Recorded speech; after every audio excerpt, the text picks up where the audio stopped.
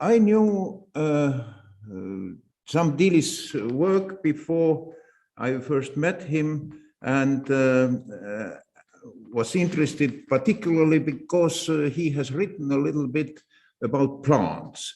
One of very few semioticians who at that time was written about phytosemiotics, semiotics of plants. So when there was a coffee break, I approached him during the conference and started a discussion on phytosemiosis, explaining him at once that we should focus on the growth movements of plants and not on the whole plants, and not on the whole plants communication. But he, to my big surprise, didn't show any interest in plants. Instead, he changed the topic into physiosemiotics. So I had to ask him 2 times whether it's really not phytosemiotics, but physiosemiotics. And he, confirmed and said that that is the important thing to focus on. So that was the beginning of our discussions about the beginning of semiosis, a discussion which has lasted until, I would say, this day now, without arriving through agreement yet. John held the view that before semiosis appeared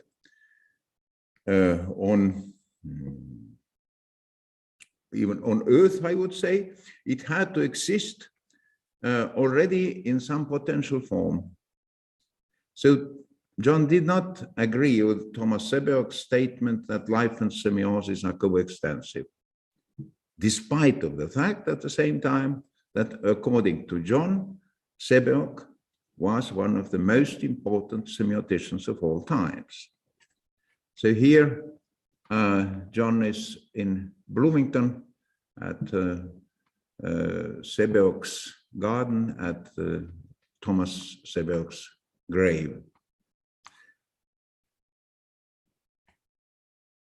I happened to spend much time together with Deely.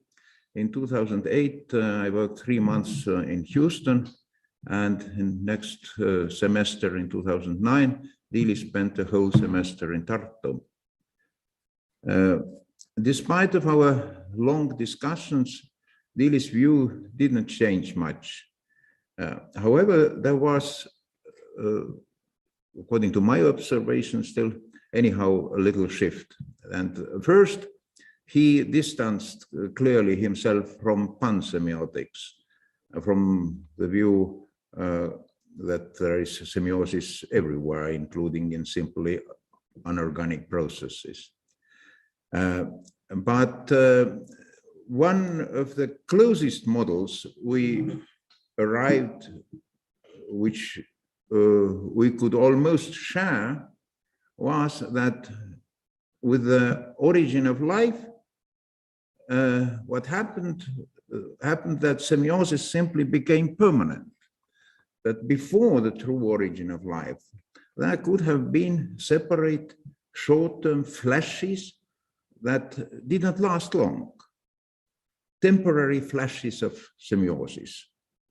But somehow the difference between life and non-life in terms of biochemistry didn't interest John at all, I would say.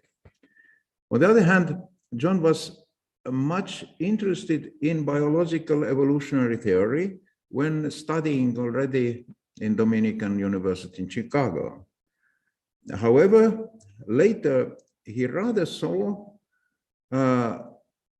one and the same basis for evolution, both in inorganic and organic world, that I would say is not compatible with the usual biologists' view on evolution. So together with Don and Paul, we published a brief account of Deely's work on biosemiotics, where we found to mention 8 points. Briefly, let me list these 8 points of Deely's contribution now more directly to biosemiotics. First, a view of, at the very beginning of his academic writing, he wrote a large two parts paper about the origin of species, about the concept of species. Then he participated in a groundbreaking collective manifesto together with Merdine Anderson, Martin Krampen, Joseph Ransdell, Thomas Sebeok, and Thure von Uexküll in early 1980s, which made an important statement about the inclusion of communication processes in the whole sphere of life and into semiotics sphere, and acted as a template for contemporary biosemiotics. Then elaboration of views on biosemiotics in the chapters he included into Basics of Semiotics. There is a chapter on zoösemiotics, and there is a chapter on phytosemiotics. Then his writings about Umwelt, Paul mentioned, and also Don mentioned about this, where he tried to nuance and elaborate the concept, relating it also to concepts of Innenwelt and Lebenswelt, and elaborate in the way it could be included into general semiotic theory. Then he has a whole book on the concept of intentionality as a feature of living systems in general. Of course, very important concept for him, it's the concept of semiotic animal, through which he emphasized and described the role of semiotic threshold that makes us human. And then fundamental analysis of history of semiotics, which has been instructive for understanding the development of semiotic approach to living systems as applied in the context of biosemiotics and its history by Don Favarro. And then his permanent emphasis on defining semiotics in that way that would include biosemiotics and gives it an important role in semiotics as a whole. So main thing I would say to say about John Deely is his belief into the importance of semiotics. Importance of semiotics not only for understanding the history of philosophy, importance of semiotics for human knowledge as such, importance of semiotics for future of human knowledge. John's whole work can be seen as an argument for the importance of semiotics, probably one of the longest arguments ever written as such. And then with his deep enthusiasm and energy, he indeed did much for semiotics with his rewriting the history of philosophy from the semiotic point of view, but also practically with helping the Semiotic Society of America and its publications to go well, and also introducing biosemiotic direction of thinking in not only in North America, but also importantly there. And with encouraging colleagues to do semiotics as much as possible.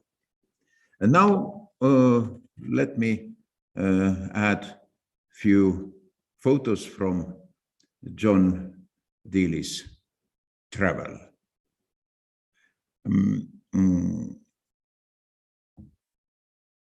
This is the entrance to that university college where he studied, Dominican University in Chicago. And inside there, one of rooms, which was we made together a trip from Houston to Chicago and back by car, and so he just showed these places what were important in his life. He lived and taught over 20 years philosophy in Dubuque, Iowa, and that's the house. Half of it was owned by him, where he lived at that time, and also he expected that Iowa area is where he would stay forever, but life changed a little that expectation. Anyhow, here you see himself with his prospective future, with a writing on that coming from one of his mentors. Well, John, I must say, you are not always right and not always wrong, but never uncertain.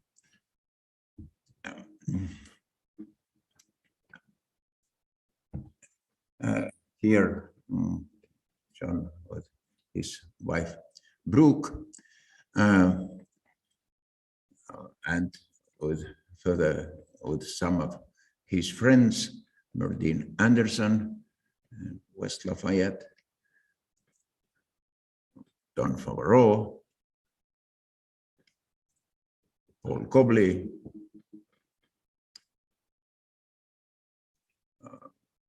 computer, and he really loved animals.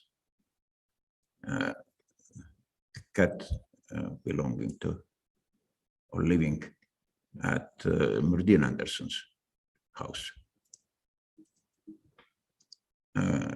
At home in Houston, their kitchen, and in their living room. Actually, usually that table was full of papers where John was writing. Well, on rare cases, it was cleaned up when there were some guests. Then the University of St. Thomas, where John Deely worked in 2000s, and just that building where his office was. And that's his office table of everyday writings. With background, you can see on the wall him as a young man together with old Jacques Maritain. And one poster from his office, the main poster actually. And John was really very happy to have been found the sign of the sign. He tried to find a logo for Semiotic Society of America, and say caduceus, the sign used by heralds, so the carriers of message, was really a very nice idea for that, actually proposed by Brooke, John's wife. John himself, sign of semiotics. So thank you from here.